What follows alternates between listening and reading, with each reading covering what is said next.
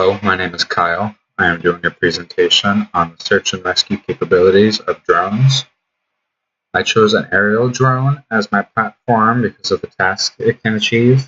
This range everywhere from the speed, its aerial advantage, its video capabilities, and more.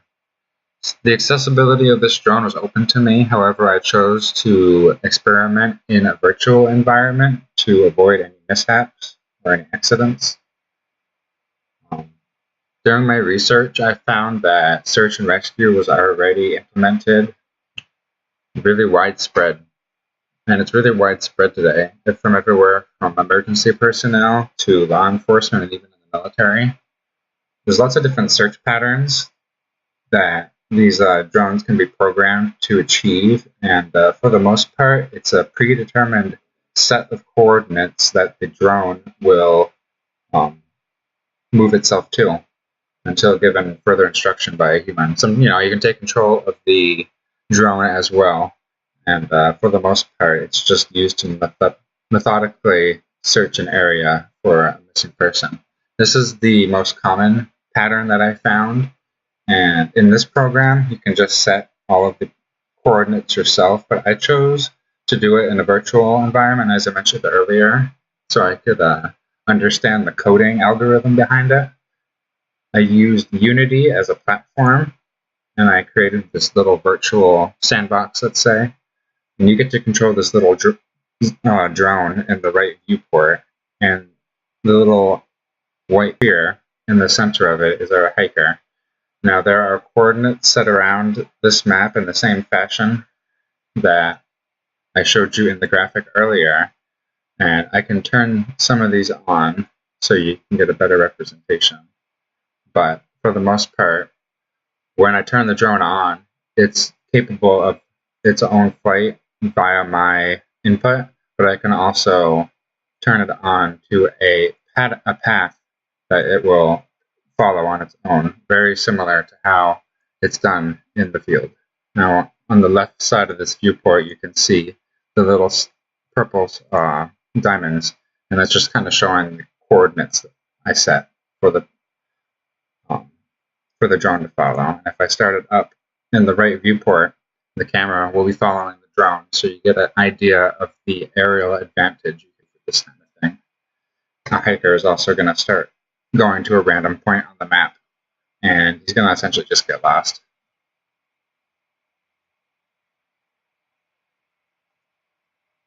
But like a normal drone, I can take off. There he goes. The hiker is going to get lost. I can move my drone around. And as he goes and gets lost, we can still go around the map and get this aerial view. But instead of just having someone sit behind the controls, I can activate a script I wrote, and it follows these coordinates. Now it'll go down this path and come back up, and it'll follow the path through the whole map until it gets to the end, in which I'll repeat it. And I'm not going to sit here and let it run through the whole program, but you get the idea. Continuing on with the presentation, the responsibilities of these drones in the search and rescue department are pretty much the same as any personnel, except you have the advantage of being in the air. You aren't hindered by any hazards on the ground. Other than that, it's all pretty self-explanatory to find and rescue any person who may need it. The reason why drones are so effective for this is they all have a purpose. They're practical. It's efficient because we're not really sacrificing anybody, and we're just kind of increasing our potency at searching. And it's also very ergonomic because not only are we going to feel familiar with a controller, we'll also be safe and comfortable at anywhere where we control it from. I chose this because I have a big interest in anything technological and anything nature. It was kind of an obvious bridge between the two. I found that this was definitely a large developmental and social project because we're dealing with not only robots, but people as well. Some of the concepts that are very important to keep in mind is all of the accessories that the drones can be equipped with, and this will increase the potential of identifying a target or anything that we need to find, whether it be a individual, as I mentioned previously, or even a downed plane, aircraft, lost seacraft, or more. Some very important accessories I want to point out is the thermal camera, which is important for finding individuals who may be lost in the woods due to our body temperature being so different from plant life.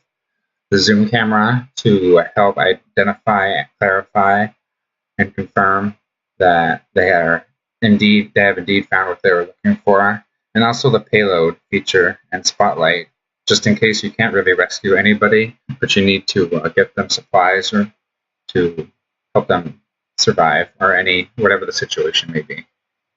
As I mentioned before today, it's widely used in anything from rescue, law enforcement, even in the military. There are even private companies popping up that not only use them for search and rescue, but also have a training school to give people the expertise to perform these actions to the best of their ability.